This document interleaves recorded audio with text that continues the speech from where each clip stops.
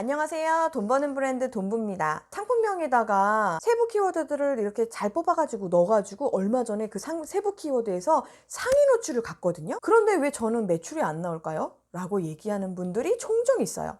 그래서 제가 이제 그런 분들이 왜 그럴까 그 상품에 들어가서 보잖아요. 결국에 공통된 것이 있는데 그게 뭐냐면 검색량에 대한 생각을 못 하시는구나 라는 것을 알 수 있어요. 여러분들이 뭐 아이템 스카우트나 판다랭크나 이런 데 가보시면 검색어마다 그 월간 검색량이 나오잖아요.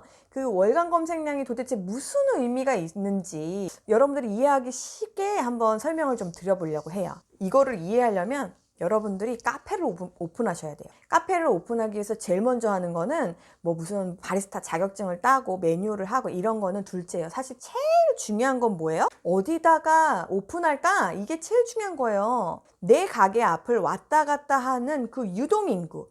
그 유동인구의 양에 따라서 결국 그 유동인구 중에 몇 퍼센트가 내 가게에 들어오게 돼 있거든요. 얼마나 많은 사람들이 왔다 갔다 하는지를 체크해서 조금 대로변 앞에 나가면 사람들이 더 많이 나오니까 그 대로변 앞에다가 카페를 오픈하고 월세를 더 많이 줘요. 자리값을 더 많이 준단 말이에요. 그만큼 오프라인 가게에서는 유동인구의 양, 그게 굉장히 중요해요. 근데 그 유동인구가 결국 아까 말씀드린 것처럼 전부 다 내 가게에 들어오는 거 아니거든요. 그 중에 결국에 한 5%도 안 들어와요. 그 사람들이 내 고객이 될 수 있는 가능성이 있기 때문에 우리가 그렇게 굳이 돈을 더 주면서까지 그 가게를 잡으려고 한단 말이에요. 그게 바로 온라인에서, 특히 네이버에서 월간 검색량이 결국 오프라인의 유동인구하고 동일해요. 여러분들이 만약에 시청 앞에다가 그 지하철역 근처에 시청 앞, 막 사람들 엄청 많이 왔다 갔다 하는 그 시청 앞에다가 카페를 오픈한다고 생각을 해보세요. 그랬더니 한 달에 못해도 유동인구가 월간 한 10,000명 정도가 왔다 갔다 하는 거예요. 제 가게 앞에를. 그 중에 한 5%가 보통 이제 들어온다 치면 한 500명 정도가 내 가게에 들어올 수 있는 가능성이 있어요. 그런데 제가 경상도에 있는 어디 그 산에 산장을 하나 사가지고 거기다 카페를 오픈을 했어요. 제가 거기다가 오픈을 하잖아요. 유동인구가 한 달에 100건 정도밖에 안 되기 때문에 그 중에 5%인 5명 정도만 내 가게에 들어오게 돼 있어요. 그러면은 정상적으로 따지자면 서울시청 앞으로 무조건 가는 게 좋은데 이게 또 하나 변수가 있단 말이에요. 아니 서울시청 앞을 갔더니 사람들이 너무 많아서 되게 좋기는 한데 문제는 카페도 많아. 경쟁이 너무 많아. 이미 100개 정도의 카페가 오픈해서 있어. 그 100개랑 나랑 경쟁을 해야 돼. 근데 그 100개는 어때요?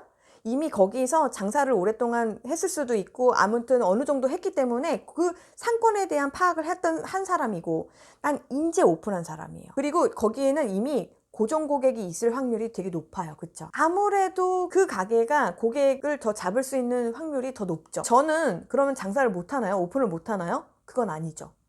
대신 그 100개 이전에 만들어진 100개의 가게를 이기기 위한 어떤 전략이 필요해요.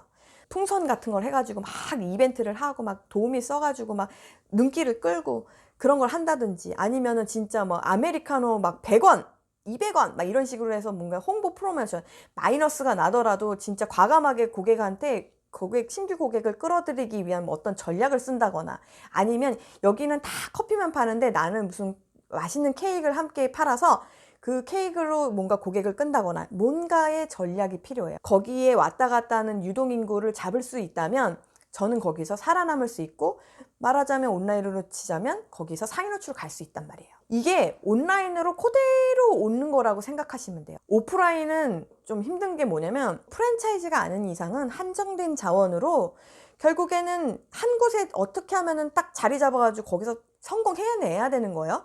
그런데 온라인은 되게 좋은 건 뭐냐면 제가 어떤 상품 A라는 상품을 팔잖아요. 뭐 예를 들면 고구마라는 거를 팔잖아요. 그러면 고구마라고 하는 거를 표현하기 위한 여러 가지의 키워드, 그 키워드를 어떤 걸 쓰느냐에 따라서 그 키워드의 각각의 월간 검색량이 더해진 거. 제가 만약에 고구마를 파는데 A라고 하는 고구마를 파는데 거기에 검색어를 5개를 썼어요. 그 5개의 각각의 검색량을 더한 것, 그것이 이 A라고 하는 상품의 유동인구예요. 그래서 온라인은 되게 좋은 건 키워드를 쓴다고 해서 여러분들이 뭐 월세를 내기를 해요, 뭐를 하기를 해요. 비용을 내는 게 하나도 없잖아요. 그러다 보니까 여러분들이 또 너무 쉽게 아무 검색어나 쓰는 문제점이 있기는 해요. 무자본으로 내가 어떤 키워드 하나 쓰냐에 따라서 월간에 들어올 수 있는 유동인구가 결정이 되기 때문에 굉장히 좋은 시장이라는 거예요. 자, 근데 많은 사람들이 아니 그러면은 10,000건, 20,000건, 100,000건 되는 검색량이 되는 거 그런 애들만 이렇게 쓰면 좋잖아 라고 생각을 하는데, 그런 애들만 가져오잖아요. 그러면 월간 검색량을 다 더하면 너무 많아서 좋기는 한데, 문제는 아까 뭐였어요? 대키워드들은 경쟁량이 엄청나요. 그러니까 여러분들이 뭐 진짜 제조사여서 막 내가 진짜 최저가를 가져온다는 줄 수 있다든지, 아니면 진짜 내가 다른 데는 없는 어떤 서비스를 준다든지,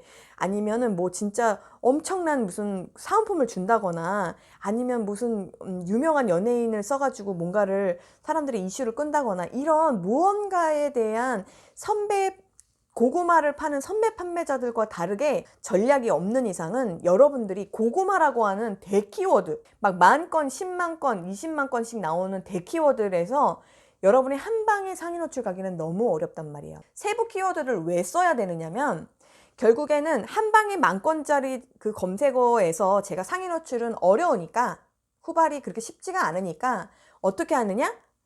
이거를 설명할 수 있는 세부 키워드들, 100건짜리, 검색량 100건짜리 세부 키워드들을 10개를 쓰시면, 그쵸? 그럼 그거가 다 더해지면 그것도 역시 월간 검색량 10,000건이란 말이에요. 그쵸? 똑같아요.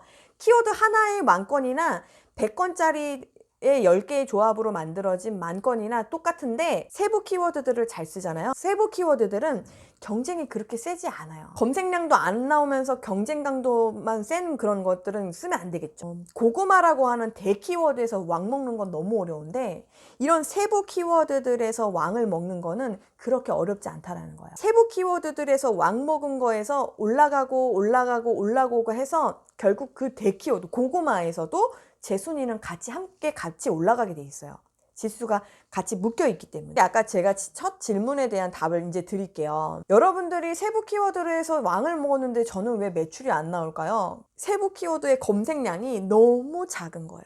예를 들면 아까 카페 얘기를 드리자면, 시청 앞에서 1등 먹는 거하고 경상도 무슨 산장에서 100건짜리에서 왕 먹는 거하고 그 차이인데, 제가 만약에 세부 키워드가 월간 100도 안 나오는 월간 검색량 30, 40짜리, 한 달에 30명, 40명밖에 안 나오는 저 산꼭대기에 있는 산장에서 제가 경쟁도 별로 없는 그 산장에서 1등 왕해 먹는 거는 사실 되게 쉽잖아요. 심지어 뭐 솔직히 구매 하나만 붙어도 가능할지도 몰라요. 그런데 거기서 왕을 먹었는데 그 왕 먹은 게 아무 나한테 매출로 영향이 안 되는 거예요. 왜냐면 아니 한 달에 30명밖에 안 오는데 거기서 왕 먹으면 뭐 할 거예요. 검색량이 얼마 안 나오는 세부 키워드 하나에서 매출 나오는 거가 그렇게 중요하지 않아요. 핵심은 뭐냐면 산꼭대기에다가 오픈한 산장 그거 하나, 그쵸? 거기서 왕을 먹었어요. 그랬더니 이 중간쯤에다가 만들어 놓은 또 산장의 카페, 거기서도 조금 지수가 높아진 거예요. 원래 2페이지였는데 1페이지로 넘어간 거예요. 그리고 또 여기 아래 좀 한 100건 정도 나오는 검색량에서 제가 또 조금씩 올라가는 거예요.